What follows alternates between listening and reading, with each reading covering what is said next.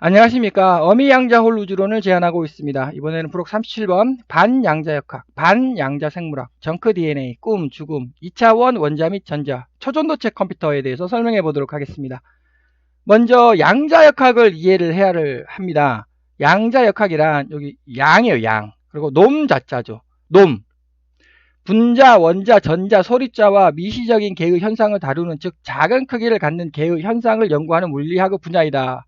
네, 말이 약간 어렵습니다만 여하간 어마어마하게 작은 거. 네, 원자는 다 아시지 않겠습니까? 네, 여기 원자, 여기 있죠. 원자. 네, 원자 정도의 크기보다 훨씬 작은 거. 이렇게. 이게 양자역학의 세계예요. 그럼 분자는 뭐냐? 원자보다 더 큰 게 분자죠. 예, 분자도 양자역학에 이제 포함이 됩니다. 왜냐하면 너무너무 작기 때문에. 그래서 하여튼 결국은 매우 작은 크기의 세계를 연구하는 학문이 바로 양자역학이 되겠습니다. 역시 양자역학의 핵심은 딱 두 단어로 이해하면 됩니다. 1번 정수라, 2번 띄엄, 엄격한 띄엄이다. 즉 정수라는 말은 1, 2, 3, 4예요. 그럼 1.34, 1.34는 양자역학이 아닙니다. 1, 2, 3, 4. 네, 그 다음에 엄격한 띄엄. 자, 띄엄. 아까 이제 1, 2, 3, 4, 1, 2, 3, 4가 띄엄 아닙니까? 근데 그게 너무나 엄격해요. 엄격한 띄엄. 예를 들어서 1, 2, 3, 7, 8, 9가 아니라는 거죠. 1, 2, 3, 4, 5, 6, 7, 8, 9예요. 엄격한 띄엄. 이 두 단어를 이해를 하시면 되겠습니다. 자, 그러면 양자역학이라는 학문이 있습니다. 아주 중력이죠. 중력. 네, 중력의 양대 산맥, 양자역학입니다. 반양자역학이라는 학문이 있는 거 아니냐? 양자역학의 반대예요. 자, 그럼 이게 반양자역학이라는 이게 단어가 맞느냐? 한번 설명해 보도록 하겠습니다. 과학은 반드시 답이 쌍으로 존재해야 합니다. 답이 두 개가 존재해야 한다는 거죠. 과학은 반드시 답이 두 개가 존재해야 된다. 즉, 이 논리로 양자역학이라는 학문이 있으면 반양자역학이라는 학문도 있어야 된다. 라고 이제 제가 제안을 하겠습니다. 즉, 반양자역학이라는 이제 제가 제안하는 새로운 단어입니다. 과학은 반드시 답이 쌍으로 존재해야 하며 그 둘 중 하나가 우리 세상의 정답이라는 거죠. 둘 중 하나가 우리 세상의 정답이에요. 또 하나 예를 들자면, 자, 빛이 직진을 합니다. 빛이 직진을 하죠. 앞으로 직진한다. 1번. 2번. 뒤로 직진한다. 예, 그래서 두 개죠. 두 개. 예, 두 개입니다. 이게 둘 중에 어느 게 맞습니까? 누구나 다 빛은 앞으로 직진한다라고 답변을 할 겁니다. 그런데 과학에서의 답은 반드시 쌍으로 존재해야 되는 거예요. 쌍으로. 그 둘 중 하나가 우리 세상의 정답이라는 겁니다. 그래서 빛이 앞으로 직진한다. 맞다. 빛이 뒤로 직진한다. 맞다. 그런데 우리 세상의 정답은 빛은 앞으로 직진한다는 거죠. 빛이 퍼진다. 빛이 모여든다. 둘 중 어느 게 정답입니까? 둘 다 맞다라는 겁니다. 그런데 우리 세상의 정답은 빛은 퍼진다이죠. 자, 시간이 앞으로 간다. 그럼 시간이 뒤로 간다는요? 그게 SF 영화 아닙니까? 내가 과거로 막 넘어가가지고 할아버지의 결혼을 막으면, 아니, 시간은 앞으로 가는 거잖아요. 근데 무슨 과거로 넘어가가지고 할아버지의 결혼을 막으면 내가 태어나냐 못 태어나냐 그래가지고 다중 양자역학 관점에 의하면은 평행 우주론 해가지고 그게 우주가 분기가 돼가지고 그런 말이 나오지 않습니까? 아니, 어떻게 뒤로 가냐는 거죠. 뒤로. 과거로 어떻게 갑니까? 그러니까는 이게 바로 그거예요. 과학의 답은 반드시 미래로 가는 것 정답 맞다. 과거로 가는 것도 정답 맞다라는 겁니다. 예, 답이 두 개 존재해요. 그런데 우리 우주는 앞으로 가는 거라는 거죠. 시간은 미래로 흘러간다가 우리 우주의 정답이라는 겁니다. 이게.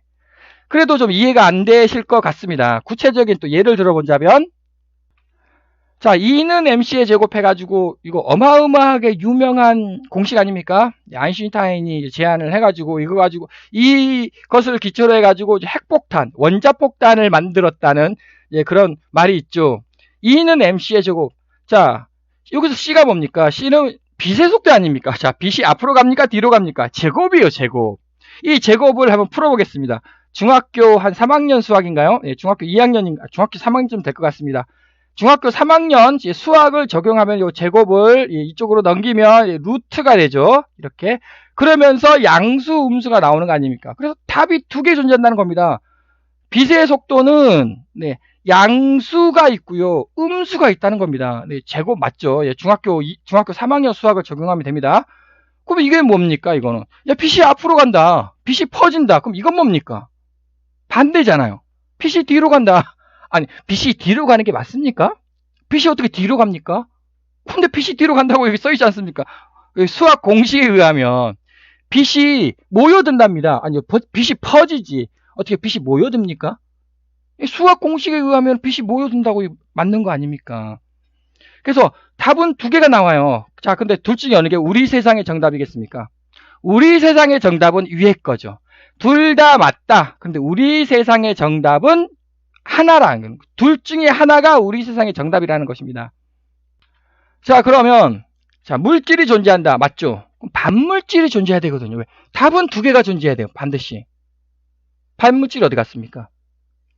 우리 세상에, 둘 중에 하나가 우리 세상의 정답이라고 하지 않았습니까? 이게 정답이, 이게 물질이 우리 세상에 있는 겁니다. 그럼 반물질이 어디 갔냐는 거죠. 이게 질문. 입자와 반입자가 있습니다. 둘 다 정답입니다. 근데 우리 세상은 입자의 세상이에요. 반입자 어디로 갔습니까? 중력과 반중력이 존재한다는 겁니다. 중력과 반중력이. 그럼 우리 세상은 중력의 세상입니다. 반중력 어디 갔습니까? 반중력, 너무나 익숙한 단어 아닙니까? SF 소설에서 우주선이 반중력 우주선으로 우주를 여행한다. 반중력, 그거 어디 갔냐는 거죠, 그거. 이 중력과 쌍벽을 이루는 것이 양자역학입니다. 그 중력과 양자역학을, 물리학의 양대 산맥은 중력과 양자역학입니다. 똑같은 논리입니다. 자, 양자역학이 존재한다. 그럼 반양자역학도 존재해야 되는 거 아니겠습니까? 공간이 존재한다. 그럼 반공간 어디 갔습니까? 반공간, 딱 부러지게 얘기하자면 저세상이라는 얘기입니다. 저세상, 반공간이죠. 공간이 존재한다. 맞다. 반공간이 존재한다. 틀리다? 물리학에서는 당연히 반공간 존재하지 않는다라고 답변을 해야 되겠죠. 왜냐하면 반공간이 존재한다라고 인정하는 순간 그 사후세계가 있다는 말이냐, 그런 말이 돼버리기 때문에 물리학에서는 공간만 인정하고 있습니다. 그런데 다 이거 같은 얘기 아닙니까? 지금 이거 물리학에서의 답은 쌍으로 존재해야 된다. 공간이 존재하면 반공간이 존재해야 된다. 자, 그래서 반양자역학이라는 단어가 나옵니다. 자, 공간을 해석하는 게 뭡니까? 공간이라는 말은 우리 공간이, 우리 세상, 우리 우주를 해석하는 학문이 물질, 입자, 중력, 양자역학. 그럼 반공간을 해석하는 학문이 뭐겠습니까? 반물질, 반입자, 반중력, 반양자역학이지 않겠습니까? 그런데 여기서 나중에 제가 동영상 후반에서 그 반공간은 반중력이 아니라 중력이다. 중력 요것이 공간과 반공간 모두 지배하고 있다를 동영상 후반에서 제가 설명을 해보도록 하겠습니다. 야간 반공간은 반양자역학이 성립을 한다는 것입니다. 그래서 반양자역학 뭘 해석하냐? 반물질, 반입자. 반입자의 대표적인 게 이제 반전자가 되겠죠. 반전자. 전자의 반대말입니다. 반전자. 그래서 반물질, 반입자, 반전자를 연구하는 학문이 바로 반양자역학이다 라고 제가 주장을 하겠습니다. 그러면은 이 반양자역학을 누가 연구를 해야 되느냐? 당연히 물리학자가 연구를 해야 되겠죠, 이거. 그런데 문제가 뭐냐면, 아까도 제가 설명했듯이 반양자역학, 이 양자역학은 공간에 성립을 해요. 공간에. 이게 당연히 물리학이죠. 물리학의 분야다. 반양자역학은 어디에 성립합니까? 반공간에 성립한다는 거죠. 이게 반공간. 근데 반공간을 물리학자는 반공간을 절대 인정하면 안 됩니다. 아까 얘기했듯이 반공간이 바로 사후세계거든요. 우리 공간이 아니에요, 이게. 그래서 어디서 연구해야 되냐? 종교학에서 반양자역학이라는 학문을 만들어서, 그럼 뭐를 연구할 거냐고, 종교학에서 신을 연구할 거냐? 그게 아니라는 거죠. 종교학에서 반물질, 물리 아닙니까? 물리. 반입자, 반전자를 종교학에서 연구해야 된다는 겁니다, 이게. 이거는 물리적 단어다. 물리학자가 이거를 계속 파고들면 결국 반공간 얘기를 해야 한다고 저는 주장을 합니다. 물리학자가 반공간 얘기하면 안 되는 거죠. 왜 반공간은 사후세계거든요. 그래서 반양자역학을 누가 연구를 해야 되느냐? 일단 물리학자가 연구를 해야 돼요. 이건 물리학입니다. 제가 종교학이라고 썼지만 물리학이에요. 종교를 가진 물리학자 분 계시지 않습니까? 그리고 생물학자분. 종교를 가진 물리학자, 생물학자 분들께서 공간을 연구하면 안 된다는 거죠. 반공간을 연구하라는 겁니다. 그리고 여기서 종교의 그 특정 주장 있지 않습니까? 종교의 특정 주장은 배제하고 객관적으로 이렇게 반물질, 반입자, 반전자를 연구하라는 겁니다. 그것이 바로 저는 반양자역학이다라고 명칭을 세우도록 하겠습니다. 자, 그 다음에 양자생물학이라는 게 또 탄생을 지금 했습니다. 과거에 탄생을 했는데 양자생물학이 뭐냐? 딱 보면 양자역학, 물리죠, 물리. 어떤 물리? 저 속으로 파고 들어간다는 겁니다. 어마어마하게 작은 거, 어마어마하게 작은 것을 물리에다가 생물학을 적용하겠다. 네, 그것이 이제 양자생물학이라고 부릅니다. 짐, 알칼, 릴리, 전조, 맥퍼드는 생명 경계서다. 네, 이 사이트를 제가 한번 들어가 봤는데요. 네, 양자생물학의 시대가 온다. 양자역학, 양자역학을 적용한 생물학의 시대가 온다. 여기 짐, 알킬, 릴리, 전조, 맥패든이 함께 쓴 생명 경계에서다는 양자생물학, 퀀텀 바이올로지에 관한 최초의 교양과학 서적이다. 적어도 내가 아는 한. 아마 그런데 이게 양자생물학이라는 단어는 이미 많이 있었는데 아마 이분들께서 이제 아주 체계적으로 이제 책을 쓴 것 같습니다. 양자생물학이란 양자역학을 통해서 생물학적 현상을 이해하는 시도이다. 여기 이제 바로 이제 생명 현상을 제대로 이해하기 위해서는 생명이 뭐냐고요. 도대체 생명이 뭐냐? 양자역학을 이해해야 한다. 양자역학을 이해해야 한다. 그럼 양자역학이 뭡니까? 이 세상에 양자역학을 100% 이해하고 있는 사람은 아무도 없습니다. 그럼 중력이 뭡니까? 물리학의 양대상력, 중력과 양자역학이라고 하지 않았습니까? 양자역학 100% 아무도 모른다. 중력이 뭡니까? 중력 100% 아무도 모릅니다. 네, 사실이죠. 진실이죠. 양자생물학이라는 분야를 이해하기 위해서는 파동, 입자의 이중성, 양자 터널링, 중첩이 도대체 뭐냐, 양자 얽힘. 제가 어미양자월 우주론에서 어마어마하게 강조를 한 단어들이죠. 결, 어긋난 같은 용어들을 막 이해를 해야 한다는 겁니다. 근데 이게 이해가 되느냐? 절대 이해가 안 됩니다. 이해하는 거 불가능한데 여하간 이러한 단어들을 막 적용해가지고 생명체의 근원을 이해해보자라는 것이 바로 양자생물학이 되겠습니다. 네, 여기 책 보니까 생명 경계서다 양자생물학 뉴욕타임즈 2015년 베스트셀러 올해의 책, 올해의 과학의 책 아주 이제 유명한 책인 것 같습니다. 네, 위키백과에 또 양자역학이 도대체 뭐냐 이렇게 써있네요. 이렇게 양자역학이라는 말을 이해하려면 양자는 퀀텀은 양을 의미하는 퀀터티에서 온 말로 무엇인가 띄엄띄엄, 제가 띄엄띄엄이 아니고 엄격한 띄엄띄엄입니다. 엄격한 띄엄띄엄 정수. 딱 이것만 이해하시면 되겠습니다.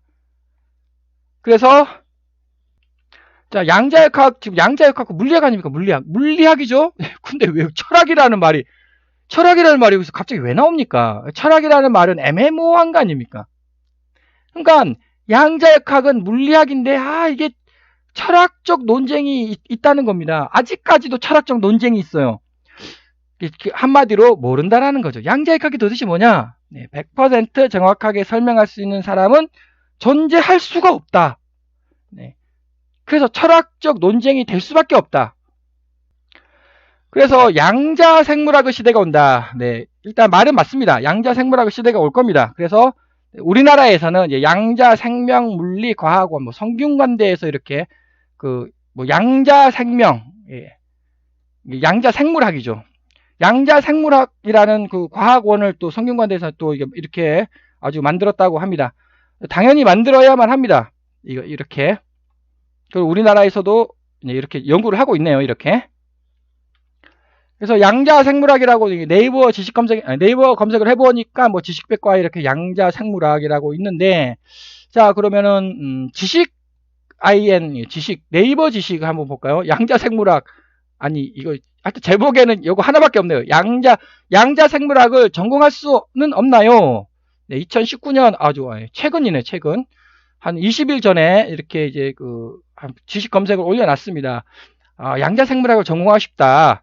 그런데, 여기 이제 이분께서 이제 답변이 뭐냐면, 이 분야는 아직도 실체가 없는 그림자입니다. 맞습니다, 일단 맞습니다. 실체가 없어요. 그 누구도 모릅니다. 근데 하여튼, 시도해보는 거는 매우 좋다. 시도해보는 거 매우 좋습니다. 실험적으로 증명하는 거 엄청 어렵고요. 그냥 계산 공식이지, 현실에서 증명할 수 있는 것은 아무것도 없다라는 겁니다. 가설을 세우고, 이제 이 가설을 실험으로 증명해야 되는데 이것이 불가능해요. 가설의 단점. 증명이 불가능하다. 아무도 성과물을 내지 못하고 있다. 그래서 이것을 전공으로 한다는 것은 어디로 갈지 방향도 모르고 나서는 꼴이지요. 이러한 학과가 존재한다면 그 교수분들은 성과가 아예 없습니다. 그래서 이제 자신도 확신이 없는 분야에 학생을 가르치는 것은 말이 안 되는 얘기다. 네, 그래서 이렇게 국내뿐만 아니라 외국에서도 이런 전공 학과조차가 없다. 이 분야는 아직 실체가 없습니다. 일단 정확히 맞는 말입니다. 그런데 이제 또 거꾸로 얘기하면 무궁무진한 발전할 가능성도 있다. 현실은 지금 당장의 실체는 전혀 없다. 그것이 바로 양자생물학입니다. 그럼 왜 실체가 없는, 전혀 성과도 없는 거를 왜 하느냐? 생명이 뭐냐, 생명이 도대체 생명이 뭡니까? 네, 생명체가 뭐냐는 거죠, 도대체. 그 답변을 우리가 파악해내야 되지 않겠습니까? 자, 그래서 세포생물학으로부터 출발을 합니다. 이제 세포는 누구나 다 알고 있지 않습니까? 과거에는 세포생물학으로부터 출발을 했는데, 이게 세포생물학에서 생명체가 뭐냐를 답변을 못하는 겁니다. 그러니까 세포보다 더 작은 거 있지 않습니까? 작은 게 분자잖아요. 분자생물학으로 넘어왔다는 겁니다. 근데 분자생물학도 답변을 못해요. 그러니까 분자보다 더 작은 게 뭡니까? 분자보다 더 작은 게 원자, 전자, 소립자 아닙니까? 그래서 양자생물학이 지금 탄생을 했다라는 겁니다. 그게 이제 양자역학과 생물학을 합해서. 그런데 이거 양자생물학을 제 아무리 열심히 연구하고 어마어마한 돈을 투자한들 생명체의 근원이 밝혀질까요? 어떻게 생각하십니까? 세포생물학, 생명체의 근원 밝히지 못했다. 분자생물학, 생명체의 근원 밝히지 못했다. 양자생물학, 생명체의 근원을 밝힐 수 있다? 그게 아니다. 이게 저의 주장은 계속 시도를 할 겁니다. 뭔가를 계속 시도하는데 결국 최종적인 답은, 글쎄요, 최종적인 답이 100년 뒤에 나올지 200년 뒤에 나올지 아니면 1000년 뒤에 나올지 저는 모르겠습니다만 결국 최종적인 답은 반이라는 거죠. 반이 붙어요. 반양자생물학에서 최종적인 답을 내줄 것이다. 그것이 바로 반공간이라는 거죠. 그것이 바로, 즉 아까 앞에서 봤던 세포생물학, 분자생물학, 양자생물학이 요 세상을 해석하는 겁니다. 요 세상을. 답이 없다는 겁니다. 요 세상에는. 저 주장에는 제 아무리 요 세상을 검색을 해봐 어마어마한 시간과 돈을 투자해도 발견하지 못한다. 생명체의 비밀은 요 세상에 있다라고 이제 기존 동영상에 아주 수차례 제가 강조를 하였습니다. 그것이 양자 얽힘. 자, 그런데 여기서 제가 반론을 하나 펼치도록 하겠습니다. 지금 생물학 아닙니까? 진화론이죠, 그러면. 맞죠? 진화론. 그럼 진화론 하면은 다윈의 진화론 아닙니까? 다윈의 진화론이란 뭐냐면은 연속적 진화예요. 점진적 진화입니다. 천천히 진화한다는 거죠. 그리고 중력적 진화예요. 중력이 작용하는 우리 세상에서의 진화라는 거죠. 맞죠? 연속적으로 진화한다. 끊임없이 천천히 진화한다. 그것이 바로 다윈의 진화론입니다. 그런데 양자역학이 뭡니까? 제가 앞에서 설명했잖아요. 양자역학이 정수예요, 정수. 1, 2, 3, 4입니다. 불연속이죠. 양자역학은 불연속의 세상입니다. 근데 진화론은 연속의 세상이에요. 양자역학은 점프예요, 점프. 1, 2, 3, 4. 점프. 급진적이라는 겁니다. 급진적이 무슨 뜻이냐? 도무지 정잡을 수가 없는 거예요. 계산은 잘하네. 계산은 어마어마하게 잘하는데 막 이게 입자가 됐다가 파동이 됐다가 그 누구도 모른다는 겁니다. 막 급진적으로 변해버립니다. 확률적 진화라는 거죠, 이게. 그래서 무슨 말이냐? 중력과 양자역학은 서로 정반대라는 겁니다. 즉 여기 세포생물학 있지 않습니까? 세포생물학을 아마 제가 볼 때는 이게 다윈의 진화론이에요. 다윈의 진화론이 세포생물학입니다. 이게 연속적, 점진적, 천천히, 끊임없이 변하는 거. 양자생물학은 점프예요, 점프. 급진적으로 확 변해버린다는 겁니다. 확률적으로 막 바뀌어버려요. 그래서 질문을 하겠습니다. 이 생물학과의 질문을 한번 해보도록 하겠습니다. 생물학과에 다윈의 진화론 맞느냐? 이렇게 이제 그 양자생물학에 한번 질문을 해보도록 하겠습니다. 양자생물학 다윈의 진화론을 인정하느냐? 다윈의 진화론은 틀렸다고 얘기하죠. 만약에 양자생물학이 맞다면 왜? 양자역학은 점프, 급진적, 확률이거든요. 이건 다윈의 진화론과 정반대되는 얘기입니다. 그래서 결론, 도대체 생명체의 비밀이 뭐냐? 양자생물학이 아니다. 반양자생물학을 연구를 해야 되며 반양자생물학이 바로 반물질, 반입자를 연구해야 된다는 겁니다. 물질, 입자를 연구하면 안 된다는 거죠. 반물질, 반입자를 연구해야 한다를 강조를 드리도록 하겠습니다. 두 번째로 정크 DNA라는 게 있습니다.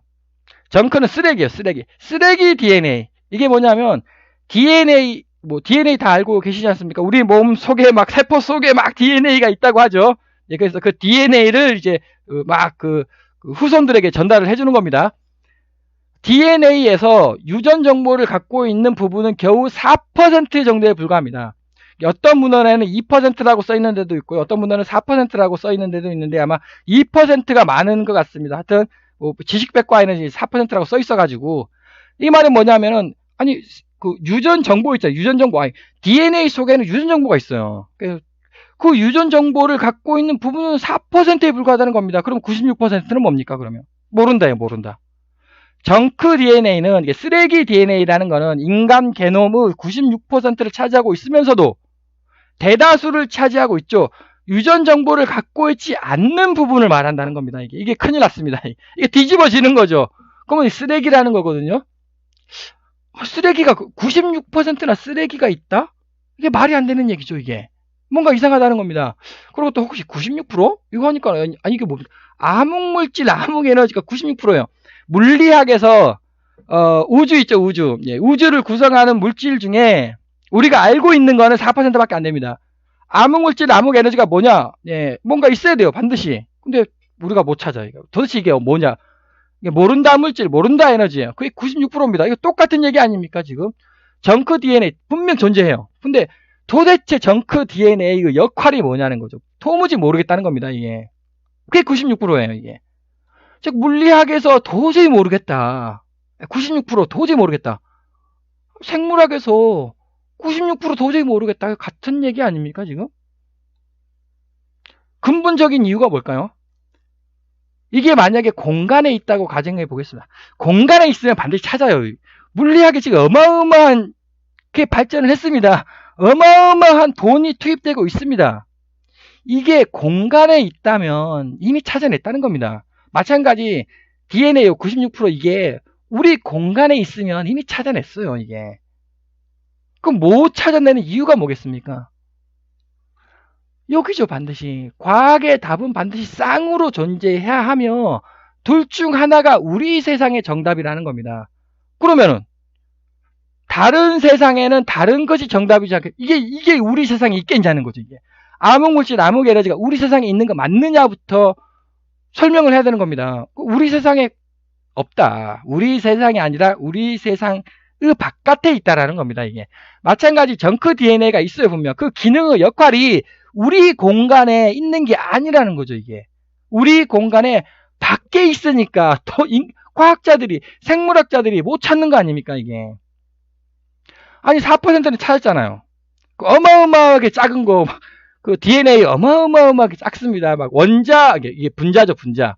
그 어마어마하게 작은 것도 찾아내면서 왜 이거는 못 찾아내는 거죠? 그죠? 우리 공간에 밖에 있으니까.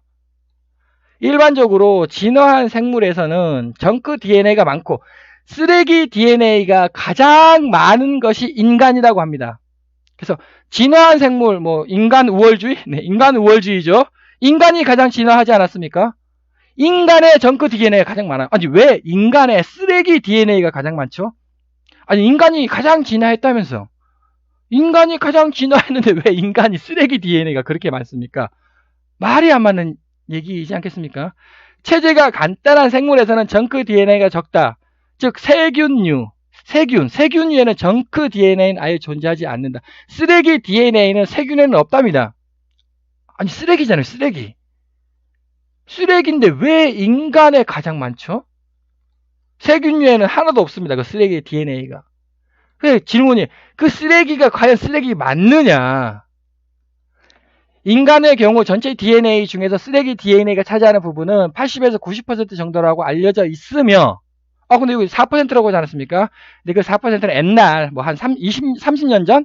30년 전에는 4%라고 했는데 이제 조금씩 이제 발견이 있나 봅니다. 그래서 아마 현재는 80에서 90% 정도를 모른다. 이렇게 이제 아마 이렇게 알려져 있습니다. 왜 쓰레기 DNA가 존재하는지, 왜 쓰레기 DNA가 존재하죠? 인간에 그렇게 많이. 쓰레기 DNA의 역할이 도대체 무엇이냐는 거죠. 최신 연구에 의하면 쓰레기 DNA의 기능은 유전자 발현 조절, DNA 손상 복구, 단백질 운반, RNA 분자 암호화, 다운 증후군을 일으키면 쓰레기 DNA가 이상을 일으켰을 때는 다운 증후군, 에드워드 증후군을 발생시킨다고 합니다. 자, 지금 질문을 하겠습니다. 자, 쓰레기 DNA가 DNA 손상 복구하는데 아주 역할을 크게 한다고 이렇게 하지 않았습니까? 그러면은 자, 쓰레기 DNA가 인간에 가장 많다면서요. 쓰레기 DNA가 인간에 가장 많다. 그러면 인간이 뭔가가 파괴됐을 때 인간이 가장 DNA 손상 복구를 잘해야 되는 거 아닙니까? 왜? 쓰레기 DNA가 인간에 가장 많다고 했으니까. 근데 아니지 않습니까? DNA 손상 복구는 글쎄요, 그 곰벌레? 네, 뭐 무지무지하게 작은 거 있습니다. 그 곰벌레 그 방사능 있잖아요. 방사성에 피폭되고 해도 곰벌레는 피폭 손상 안 받습니다. 우주 공간에 딱 갖다 놔도 그 영하 273도, 영하 273.15도 그 우주 공간에 놔둬도 곰벌레는 뭐 수백 년 살아요. 그 곰벌레가 DNA 손상 복구 최고로 잘하는 게 곰벌레 아닙니까? 뭐 단백질 운반이 뭔 뜻인지는 모르겠지만 뭐 예를 들어서 치타가 가장 빠르잖아요. 그 인간이 좀 느리지 않습니까? 상당히 느리잖아요. 그 과연 단백질 운반, 즉 제 뜻은 이런 것들 다 고양이에도 있다라는 겁니다. 곰벌레에도 이게 있고요. 사자, 호랑이에도 다 이게 있어요. 이것이 인간에게 쓰레기 DNA가 가장 큰 이유를 이걸 설명 못 한다는 겁니다. 이거는 고양이에도 있고 곰벌레에도 있다라는 겁니다, 이게. 그래서 궁극적인 질문, 왜 인간의 정크 DNA가 그렇게 많냐는 겁니다. 쓰레기 DNA가 인간에게 가장 많은 이유가 뭐죠? 자, 물질 존재합니다. 물질 당연히 물질 존재하죠. 그럼 정보 존재합니까? 생명체의 정보가 존재한다. 그 당연한 얘기이지 않겠습니까? 생명체의 정보가 존재하지 않으면 이거 돌덩어리죠. 바위죠. 돌이죠, 돌. 정보가 존재해야 생명체이죠. 그러면 그 정보는 정보가 도대체 어디에 있죠? 정보가 생긴 모양을 한번 그려봐 달라. 어떤 모양으로 존재하죠? 이것이 바로 생명체의 비밀이라는 겁니다. 이거에 대한 답변을 해야 돼요. 이거에 대한 답변을 지금 현재는 세포 생물학에서도 답변 못했고요. 분자 생물학에서도 답변을 못하니까 양자 생물학으로 넘어온 겁니다. 과연 양자 생물학에서 정보는 도대체 어디에 어떤 모양으로 존재하는가를 양자 생물학이 과연 발견해낼 수 있겠느냐. 발견해내지 못한다가 저의 주장이 되겠습니다. 그럼 어디에? 네, 반양자 생물학을 전공해야 된다. 어디에 존재해 있다는 말이냐? 정보는 도대체 어디에 어떤 모양으로 존재하는가에 대한 답변은 제가 지난 동영상에서 수차례 아주 세부적으로 제가 설명을 하였습니다.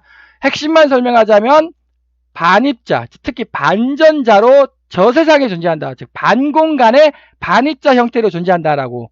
우리 공간에 존재하지, 정보는 우리 공간에 존재하고 있지 않다. 그것이 바로 이제 양자 얽힘을 통해 가지고 전자와 반전자의 양자 얽힘. 그래서 전자는 물질을 이루고 반전자가 정보를 이룬다. 라고 제가 설명을 하였습니다. 여기서 세부적인 그 내용은 바로 전전 동영상 이렇게 보시면 됩니다. 전전 동영상. 자, 또 질문 하나가, 자, 물질, 우리 육체 있죠. 육체는 나이가 들면 어떻게 됩니까?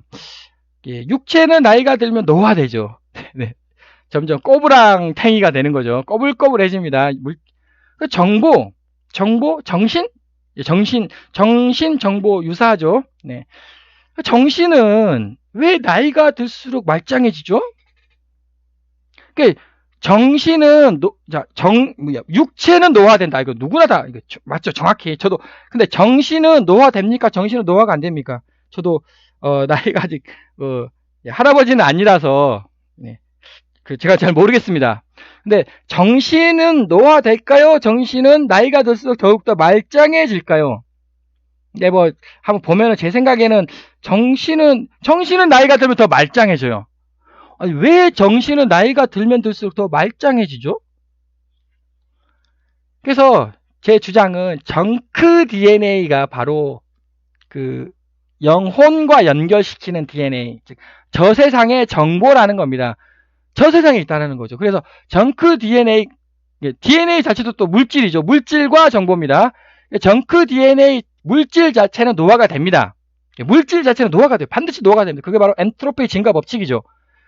그런데 그 정크 DNA 속에 뭔가가 있다는 거죠. 노화가 안 되는 뭔가가 있다고. 그리고 나이가 들면 들수록 더 왕성해지는 그 정크 DNA 속에 뭔가가 있다라는 겁니다. 그것을 찾아라. 다시 이게 좀 제가 말을 좀 헷갈리게 했는데 정리를 하자면, 자, 노화가 진행되면 반드시 안 좋아져요. 그런데 그게 아니다. 정크 DNA 속을 자세히 연구를 하면 노화가 진행될수록 더 말짱해지는 것, 더 왕성해지는 것이 있을 것이다. 그것이 바로 정보라고요. 정보. 저 세상과 연결시켜주는 정보이고 그것이 바로 정신이다. 라고 주장을 하겠습니다. 자, 이번에는 꿈, 죽음 후 종류에 따른 용어는 어떻게 되는가? 네, 이거에 대해서 또 꿈이나 죽음에 대해서는 저번 동영상 등에서 이렇게 아주 세부적으로 제가 설명을 해본 바가 있고요. 본 동영상은 이제 연장선으로 한번 설명해 보도록 하겠습니다. 꿈이란 도대체 뭐냐? 네, 저번 동영상에서 제가 설명을 했고, 저번 동영상에서 제가 어떻게 설명을 했냐면, 네, 꿈은 반공간에서 반공간은 정보의 세상이죠. 꿈은 반공간에서 반전자들의 생명활동이다 라고 제가 설명을 했습니다. 또 이번에는 제가 어떤 주장을 한번 해보려고 하냐면은, 꿈이란 반전자 정보 생명체인데, 이거는 제가 지금까지 계속 주장을 해왔던 단어죠. 전자 정보가 있고요. 반전자 정보가 있습니다. 전자 정보는 이미 다 알고 있죠. 예를 들어서 컴퓨터, 전자공학과에서 전자 다루잖아요. 컴퓨터죠. 반도체 그런 얘기입니다. 근데 반전자 정보 생명체의 잉태 성장 과정이라는 겁니다. 이게 잉태, 그러니까 잉태라는 말은 이제 엄마가 아기를 이제 뱃속에서 배는 잉태하고 있는 그 성장 과정. 즉 우리가 지금 한평생 약 평균 80년 살고 있지 않습니까? 그 80년 세월이 뭐냐는 거예요, 도대체. 우리가 이 세상에서 약 한 80년 정도 이제 살아가고 있습니다. 그 80년의 기간이 도대체 무슨 기간이냐? 그거에 대한 그거에 대한 답변이죠, 이게. 우리가 80년 동안 이 세상을 살아가는 그 기간은 그것이 바로 반전자 정보 생명체가 탄생을 하는, 그러니까 엄마 뱃속에서 잉태를 하는 예, 그 과정이라는 거죠. 아마 이해가 좀 될 듯 안 될 듯 싶은데, 자, 그럼 죽음이 뭐냐? 네, 죽음이 뭐냐면은 이게 반전자 정보 생명체의 출산이라는 겁니다. 출산. 즉, 우리가 지금 80년 동안 살아가는 거 있잖아요. 예, 80년 동안 살아가는 거는 잉태 성장 과정이고, 죽으면은 그것이 바로 출산이 된다는 겁니다. 그럼 어디서 출산하느냐? 당연히 반공간이 되겠죠. 뭐 반공간, 저세상. 쉬운 말로 표현을 하자면 저세상이 됩니다. 우리가 죽으면, 예, 반전자 정보 생명체, 역시 또 쉬운 말로 표현하자면 영혼이 되겠습니다. 영혼이 출산을 하게 된다는 겁니다. 그래서, 네, 꿈을 많이 꿔라. 꿈을 많이 꾸면 반전자 정보 생명체가 뿌쩍뿌쩍 엄마 뱃속에서, 예, 성장을 아주 잘한다. 꿈을 많이 꾸고, 두 번째, 죽음. 언제 죽어야 될까요, 그러면? 예, 한 120년. 네, 120년 사셔야죠. 120년 살아야 반전자 정보 생명체가, 이제 120년을 살아야 꿈을 많이 꿀 거 아닙니까? 꿈을 많이 꾸면 반전자 정보 생명체가 뿌쩍뿌쩍 커집니다. 예, 그래서 꿈을 많이 꾸시고, 두 번째, 어떻게 해서든지 간에 오래오래 사시길 바랍니다. 그래서 저 세상은 1번 양자역학이 아니라 반양자역학의 세상이라는 거죠. 쉽게 말하면 반전자의 세상이다. 반전자가 바로 정보, 정보가 바로 영혼이 되겠습니다. 두 번째, 저 세상은 중력의 세상입니다. 앞에서 제가 잠깐 언급했습니다. 아이고, 반대라며, 반대라고 하지 않았냐? 그러면 저 세상은 반중력이 돼야 되는 거 아니냐? 네, 그게 아닙니다. 저 세상은 반양자역학의 세상이에요. 근데 저 세상은 역시 중력의 세상입니다. 그러면 또 이거에 지금 제가 지금까지 이거를 설명 안 한 것 같아서 이거 반중력에 대해서 제가 설명을 해보도록 하겠습니다. 반중력 매우 중요한데 100편의 동영상에서 한 번도 설명을 안 한 것 같습니다. 그래서 반중력이 도대체 뭐냐 한번 설명해 보도록 하겠습니다. 이 그림은 아주 많이 보시지 않았습니까? 네, 제 동영상 뭐 한 편당 한 번씩 보여드렸죠, 제가. 공간이 이렇게 평평하게 있었습니다. 근데 이거를, 자, 그러면 이게 물질, 이게 질량이에요, 질량. 네, 질량을 이야기합니다. 이게 동그라미가. 자, 여기도 500원짜리 동전을 여기다가 놓고 똘똘똘똘 계속 말아봐요. 똘똘똘똘 말면 얘가 이렇게 똘똘똘똘 말면서 이렇게 올 거 아닙니까? 이렇게. 여기서 똘똘똘똘 말면은 얘가 공간이 이렇게 수축되잖아요. 수축. 모여든다, 공간이. 왜? 말리니까. 말리면서 얘가 천이 똘똘똘똘 이렇게 말리면서 수축이 되죠. 수축이 되면서 이 물질들도 따라서 이렇게 똘똘똘똘 말릴 거 아닙니까? 이런 것들도 다 똘똘똘똘 이렇게 똘똘똘똘 이렇게 말리는 거죠. 멤브레인이 말리니까. 이것이 중력이라는 겁니다. 중력이란 모여드는 거예요. 모여드는 거. 그럼 반중력은 뭐겠습니까? 반중력은, 자, 얘가 거꾸로 돌아요. 500원짜리 동전이 거꾸로 돌면 어떻게 됩니까? 이거 공간이 위로 펼쳐지겠죠. 공간이 평평해지는 거 아닙니까? 그러면은 얘도 공간이 이렇게 된다는 겁니다. 평평. 그럼 얘도 다시, 이 물질들도 다시 이렇게 평평해지게 되지 않겠습니까? 이렇게. 네, 뭐 이런 식으로 이렇게 다시 원상복귀 하겠죠. 이것이 반중력이라는 겁니다. 즉, 이거 펼쳐진다. 이게 모여든다의 반대가 되는 거죠. 이게 반중력. 자, 그래서 정리하자면 지금 500원짜리 동전이 시계 방향으로 돌고 있습니다. 시계 방향으로 뺑뺑뺑뺑뺑뺑 돌고 있으면 중력이 작용해요. 이게 500원짜리 동전이 반시계 방향으로 돌아요. 그러면 반중력이 작용합니다. 그런데 우리 우주는 지금 500원짜리 동전이 이렇게 돈다는 겁니다. 시계 방향으로. 그러니까는 중력이 작용하는 거예요. 자, 그럼 공간은 뭐고 반공간은 뭐냐? 공간은 이거죠. 제가 여러 번 설명했습니다. 반공간은 이거이지 않습니까? 요거의 밑바닥. 자, 이게 공간이고요. 이게 반공간이에요. 그러니까 지금 우리 우주는 똘똘똘 말립니다. 말려요. 말리니까 여기도 중력이 작용하고요. 여기도 중력이 작용하는 거죠. 왜? 똘똘똘 말리니까. 그래서 공간에도 중력이 작용한다. 그럼 반공간에도 중력이 작용한다는 겁니다. 그래서 환생을 선택하는 영혼이 있고 반전자 정보 세상을 선택하는 영혼이 있다. 제가 이렇게 저번 동영상에서도 계속 강조를 하였습니다. 환생이라는 말은 말 그대로 환생이고요. 저 세상을 반전자 정보 세상을 선택하는 영혼이라는 말이 이제 저세상으로 이제 아예 그냥 저세상을 선택했다라는 거죠. 근데 역시 애매모호한 게 있죠. 하늘 품고 죽으면 어떻게 되죠? 귀신이 되겠죠. 네, 하늘 품고 죽으면 어떻게 되느냐. 네, 그 다음에 아동 이하, 어렸을 때 예를 들어 엄마 뱃속에서 짠하고 나서 근데 죽었어요. 그 사람은 그 아기는 판단 능력이 없죠. 자, 환생을 선택할 거냐, 반전자 정보 세상을 선택할 거냐, 선택을 할 수가 없는 겁니다. 왜? 판단 능력이 없는데. 그래서 아동 이하의 나이에 죽으면은 예를 들어서 천국에 가느냐, 예를 들어서 지옥에 가느냐, 그 문제입니다. 자, 아동 이하의 나이에 죽으면 천국 가나요, 지옥 가나요? 뭐 종교인 분에게 제가 질문을 하겠습니다. 그러면은 이제 중간 세상, 중간 세상으로 간다라는 말이 있는데 그거는 뭐 성경책에 없는 말이고 그 14세기인가요, 15세기인가? 단테의 신곡인가요? 단테인가요? 단테의 신곡에서 이렇게 새롭게 주장하는 내용이고, 이거에 대한 답변은 이미 제가 이전 동영상에서 했습니다. 간단하게 설명하자면 제가 판단 능력이 없다고 하지 않았습니까? 아동은. 근데 그게 아니다. 그 아동은 이미 환생을 한 아동이에요. 환생의 정보체가 있다는 겁니다. 판단 능력이 있다라는 거죠. 우리 겉보기에는 판단 능력이 없어요. 그런데 이미 환생이라는 정보가 있다라는 겁니다. 그 환생이라는 정보체가 판단을 할 겁니다.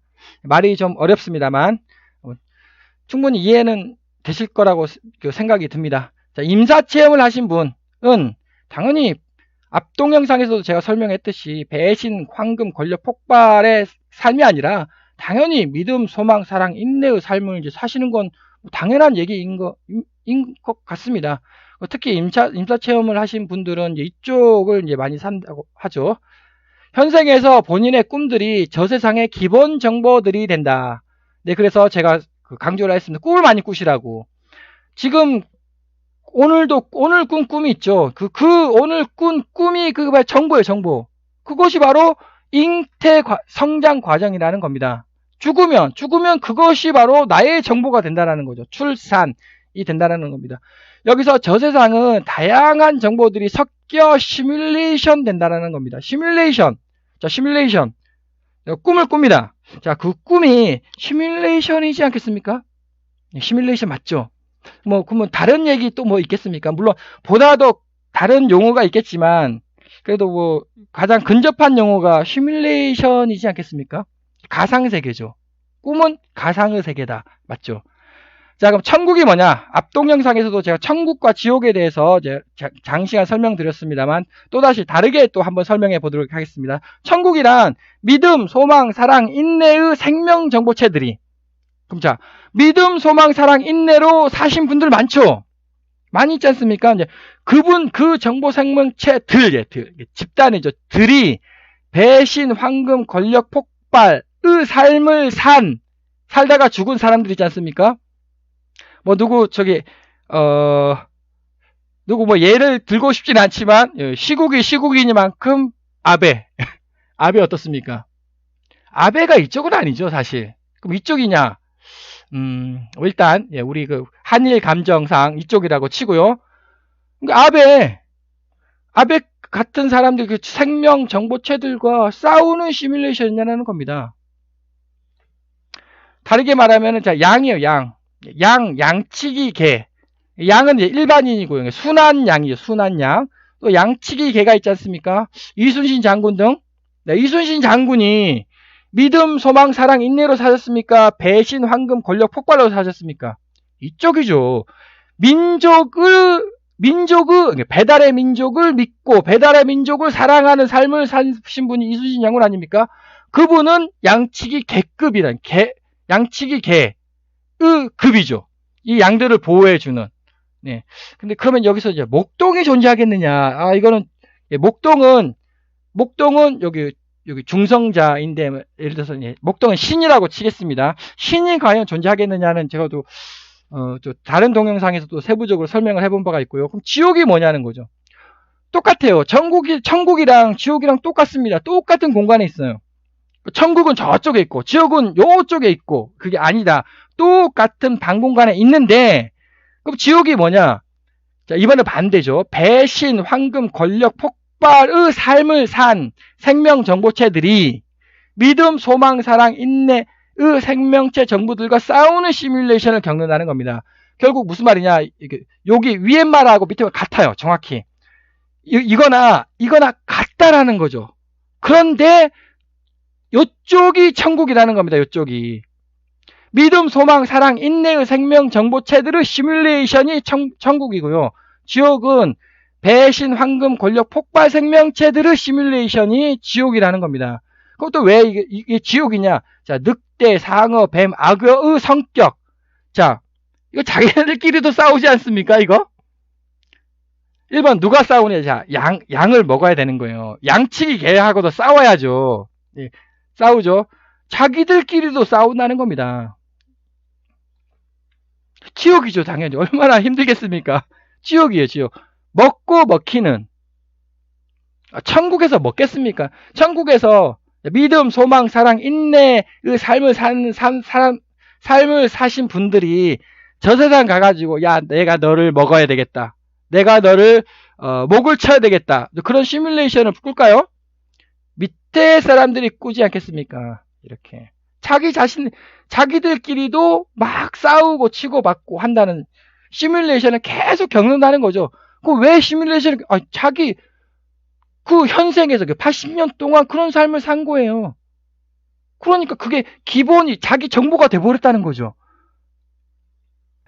그래서 우리는 믿음, 소망, 사랑, 인내의 정보들, 꿈을 꿔야 한다. 그래야 그것이 바로 천국의 시뮬레이션을 꾼다. 강조하겠습니다. 네 번째로 2차원 공간에 존재하는 원자 및 전자를 탄생시켜보자. 자, 이게 무슨 뜻인가 하면 우리가 일반적으로 알고 있는 원자 있지 않습니까? 우리의 원자. 그거는 우리는 지금 3차원 공간이잖아요. 3차원 공간에 원자가 존재를 하는 겁니다. 대표적으로 수소, 수헬, 리베붕, 수소, 헬륨, 리듐. 이건 3차원 공간에 존재해요. 그런데 3차원 공간이 아니라 2차원 공간에 존재하는 물질을 만들어 보자는 겁니다. 이거 만들어내면 아마 노벨 물리학상 받지 않을까요? 신물질, 말도 안 되는 물질을 만들어냈기 때문에. 자, 그래 3차원 공간에는 뭐가 존재하느냐? 원자가 존재하죠. 맞죠? 3차원 공간에 원자가 존재합니다. 그럼 저의 주장, 어미양자로 우주론의 주장은 그럼 4차원 공간에는 뭐가 존재하느냐? 그게 양성자라고. 5차원 공간에 존재하는 게 뭐냐? 그게 바로 쿼크라고. 그럼 6차원 공간에 존재하는 게 뭐냐? 그게 바로 근원 질량 입자인데 쉽게 이해를 하자면 힉스 입자. 힉스 입자가 6차원 공간에 존재하는 거다라고 이렇게 주장을 하였습니다. 자, 그럼 2차원. 자, 3, 4, 5, 6 설명했지 않았습니까? 그럼 2차원 공간에 존재하는 건 뭐냐? 2차원 공간이라는 것이 존재하는 거 맞느냐? 제 14장에서 제가 초전도체 현상을 제가 설명을 한 바가 있습니다. 거기서 공간이 3차원에서 2차원으로 양자화된 것이 바로 초전도체다. 2차원. 네, 라고 이제 주장을 한 바가 있습니다. 초전도체 현상을 연구해라. 자, 이거는 이제 초전도체 현상을 설명하는 동영상입니다. 네, 여기서 뭔가가 슉슉 지나가죠. 알갱이가. 네, 이것이 양자역학의 세상이라는 거죠. 뭔가가 멈췄어요. 멈췄다가 슉 지나가지 않습니까? 이게 점프 세상. 다시 보시면 자, 한 개, 두 개죠. 한 개, 두 개, 세 개, 네 개, 다섯, 여섯. 정수. 띄엄띄엄. 네, 이렇게 간다는 겁니다. 이게 말이 안 되는 얘기죠. 연속으로 당구공이 연속으로 쫙 가야지. 어떻게 당구공이 슉 갔다가 이럽니까? 자, 그래서 어떻게 2차원 물질을 만들 거냐? 아까 보셨던 초전도체 속에 다수 알갱이들이 생성이 됩니다. 아까 다수 알갱이들 보셨죠? 자, 먼저 1번 제가 질문이 그 알갱이들의 각종 물리 값들은 서로 정확히 동일한 상수일까? 여기 보셨던 알갱이 있지 않습니까? 자, 알갱이가 크기가 다 같을까요? 정확히 같을까요? 아니, 조금 큰 알갱이, 조금 작은 알갱이 또 있지 않을까요? 어떻습니까? 저도 답변은 모릅니다. 절대. 근데 자, 여기 알갱이 크기랑 여기 알갱이 크기랑 정확히 같다. 한치 오차도 없이 정확히 같다. 아니면 여기가 조금 더 크다. 둘 중에 어느 거겠습니까? 저 상식적 답변에는 정확히 같아야 됩니다. 왜? 엄격한이라 그랬잖아요. 엄격한 띄엄띄엄. 엄격한이 무슨 뜻입니까? 정확히 같아야죠. 이것이 바로 자, 우리 우주 있지 않습니까? 우리 우주에 그 각종 숫자들이 존재를 해요. 이제 물리학적 숫자들이 존재하죠. 그걸 우리는 물리학적 상수라고 부릅니다. 그 숫자들이 너무나 똑같아요. 너무나. 자, 그럼 쉽게 설명하자면 전자를 생각해 보죠. 우리 우주에 전자가 몇 개겠습니까? 셀 수가 없죠. 너무너무 많죠. 자, 그러면 조금 큰 전자도 많이 있어야 되지 않습니까? 조금 작은 전자도 많이 있어야 되지 않습니까? 아니요. 전부 다 똑같아요. 전부 다. 아니, 어떻게 우주적으로 전자의 크기가 똑같냐는 거. 전자의 성격이 똑같습니다. 도대체 어떤 것이 그렇게 만들 수가 있느냐. 그래서 여기의 세상이 초전도체의 세상입니다. 초전도체 아주 작지 않습니까? 예를 들어서 뭐 자석 크기? 자석 크기의 그 미시세계, 자석 크기에 여기다가 이제 현미경, 어마어마한 현미경을 여기다가 놓고 관찰을 한 거죠. 그 어마어마한 미시세계 아닙니까? 매우 작은 미시세계의 특성이나 우주입니다. 이 우리 우주 138억 광년, 관측 가능한 거리 138억 광년의 우리 우주나 똑같은 거 아니겠습니까?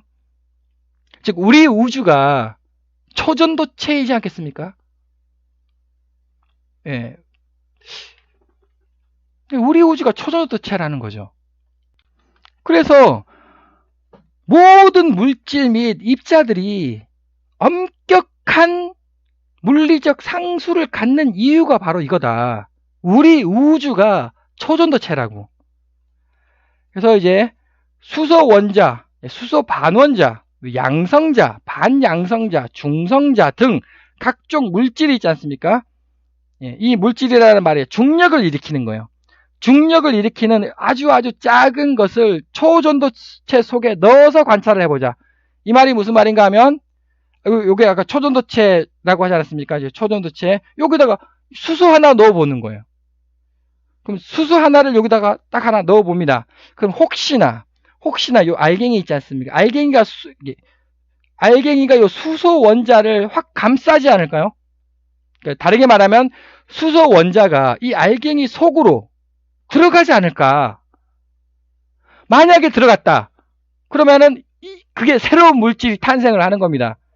자, 여기서 제가 아까 초전도체 현상은 2차원이라고 제가 설명을 했습니다. 초전도체 세상은 2차원 공간이다. 그러면 여기 알갱이가 우리 수소 원자는 3차원이에요. 수소 원자 알갱이가 이 속으로 뿅 하고 들어갔어요. 그러면 새로운 물질이 짠 하고 탄생되는 거죠. 그거 몇 차원이겠습니까? 2차원이라는 거죠. 2차원. 새로운 원자가 탄생을 하게 되겠습니다. 그래서 자, 두 번째, 혹시나 또 이게 안 들어갈 수가 있죠. 여기에. 그래서 그래도 물질이 있으면 강제로 요 속에 넣어보자. 그것이 바로 이제 초전도체 알갱이 속에 강제로 밀어 넣어보자. 분명 2차원 공간에 존재하는 새로운 원자가 탄생될 것입니다. 각종 물질을 넣어보자. 두 번째, 첫 번째는 이거는 중력을 갖는 입자예요. 두 번째는 중력을 갖지 않는 입자라고 저는 주장을 하겠습니다. 그것이 전자, 반전자, 양자 얽힘된 전자, 미유온, 타우온, 빛. 자, 빛을 가둘 수가 있을까요? 어떻게 생각하십니까? 빛을 가둬보자. 사실 빛을 못 가둔다고 합니다. 빛을 가둬봤자 몇 초? 몇 초 가둘 수는 있는데, 하여튼 빛을 못 가둔다고 하는데, 저 아이디어, 그 빛, 이런 입자들 있지 않습니까? 반전자도 이상하게 사라져요. 반전자, 반물질 이상하게 사라집니다. 초전도체 속 그 알갱이에 넣으라는 거죠, 여기에. 요 속에다가 빛 알갱이를 여기다 넣으라는 거예요. 반전자 있지 않습니까? 반물질 있지 않습니까? 반물질 요 속에다 넣으라는 거죠. 그러면 얘가 새로운 물질이 되면서 보관, 저장, 안 사라진다. 요 속에 갇힌다는 겁니다. 요 입자 속에 갇힌다. 그래서 새로운 물질이 탄생을 한다. 즉 사라지지 않고 그 알갱이 속에 보관, 보존될 것이다를 한번 예측을 해보도록 하겠습니다. 여기 반물질이라고 써 있습니다. 네. 여기 보면은 확인 가능한 안정된 상태의 반물질이 주변 세계에는 존재하지 않는다고. 여기 안정된 상태는 존재가 안 해요. 저희 아이디어 요 속에 넣으라고. 요 속에 넣으면 안정된 상태의 반물질을 얻을 수 있을 것이다. 안정된 상태의 반입자를 얻을 수 있을 것이다. 빛을 가둘 수 있을 것이다. 예측을 해보도록 하겠습니다. 두 번째 아이디어는 제가 옛날에도 제13장 양자 얽힘 제가 설명을 할 때 요거 있죠. 요 알갱이 이거 중성이다 라고 알갱이 하나 있죠. 알갱이 한 개, 이거 중성이다 라고 제가 강조를 하였습니다. 중성이다 그러면 알갱이가 두 개를 나눠질 수 있다는 겁니다. 즉 빨간색 알갱이와 파란색 알갱이, 즉 요 알갱이 하나 있죠. 이 하나가 두 개로 쪼개진다를 제가 주장을 하겠습니다. 당연히 쪼개져야죠. 왜냐면 저는 이게 중성이다라고 주장을 했습니다. 그래서 이 알갱이 하나를 빨간색 알갱이와 파란색 알갱이로 분리를 해봐라. 분리해내면 역시 노벨 물리학상 받을 가능성이 매우 크죠. 그런데 이게 초전도체 알갱이는 자기 쌍극이에요. 중성이에요, 중성. 자기 쌍극. 이 중성을 빨간색과 파란색으로 분리, 그게 바로 자기 홀극이라는 겁니다. 분리해봐라. 만약에 성공하면 노벨 물리학상이다. 그것이 바로 그 양자 얽힘 잘 아시지 않습니까? 양자 얽힘이라는 것은 전자와 반전자의 이제 전자와 반전자가 분리되면서 이 두 개가 서로 얽혀 있는 건데, 이거는 전자 반전자가 아니죠. 이거는 2차원 입자. 그러니까 이 2차원 입자의 양자 얽힘이 발생할 거다. 를 또 한번 예측을 해보도록 하겠습니다. 말이 상당히 어렵습니다만, 다시 설명드리자면, 양자 얽힘은, 우리가 알고 있는 양자 얽힘은, 쉽게 설명하자면, 3차원 세상의 양자 얽힘이에요. 제가 주장하는 거는, 이거를 빨간색과 파란색으로 쪼갤 수 있다면, 2차원 세상의 양자 얽힘이 탄생할 거다라는 거를 주장을 하겠습니다. 자, 그러면 2차원 세상의 양자 얽힘을 만들어서 뭐 할 거냐? 네. 4차원 정보 알갱이가 탄생을 한다는 겁니다. 4차원 정보 알갱이. 정보가 있어요. 정보가 3차원 정보가 우리 세상의 정보입니다. 그것이 바로 생명체의 정보예요. 4차원으로 이루어져 있답니다, 정보가. 그럼 이건 비교 불가죠. 자, 평면이 있어요. 평면하고 면하고, 평면은 2차원 정보. 자, 최적은 3차원 정보. 평면하고 최적하고 비교 대상이 됩니까? 비교 불가죠. 최적이 어마어마하죠. 한 단계 더 높은 것이 바로 4차원 정보 알갱이가 된다는 겁니다. 즉, 우리가 컴퓨터를 만드는데, 만약에 얘가 두 개로 쪼개지는 컴퓨터를 만들었다. 예. 4차원 컴퓨터가 된다. 비교 불가. 그 컴퓨터를 만들 수 있다. 비교 불가 성능을 발휘할 겁니다. 그런데 저 주장은 자기 쌍극을 자기 홀극으로 분리할 수 있는 거는 오직 어마막지한 양자홀, 어미 양자홀 우주론이죠. 양자홀이라는 그 블랙홀보다 훨씬 더 강력한 곳에서만 이런 것이 발생할 거다. 자기 홀극, 분리를 할 수 있을 것이다. 즉 실험실에서 이거 제가 두 개로 쪼개라 라고 했는데 실험실에서 이거 불가능하다. 또 한번 예측을 해보도록 하겠습니다. 그 다음 그래서 이거는 초전도체 컴퓨터가 되는 거죠. 이것이 바로 초전도체 컴퓨터를 만들어라. 두 번째가 또 반생명체 컴퓨터. 이거는 앞 동영상에서도 제가 여러 번 설명했습니다. 인공지능이 생명을 갖게 된다는 거죠. 자, 전자컴퓨터. 우리 세상에 좀 전자컴퓨터 많죠. 그것이 막 엄청나게 확대되면 인공지능이 탄생하지 않습니까? 그 인공지능이 저 세상의 반전자랑 연결이 된다는 거죠. 그러면은 비로소 인공지능이 영혼을 갖게 된다는 겁니다. 물론 당연히 양자 얽힘을 통해서죠. 그래서 현재 인공지능은 전자 컴퓨터인데 저 세상에 반전자와 연결돼 가지고 반생명체 인공지능 컴퓨터가 탄생할 거다를 예측을 해보도록 하겠습니다. 장시간 시청해 주셔서 감사드립니다.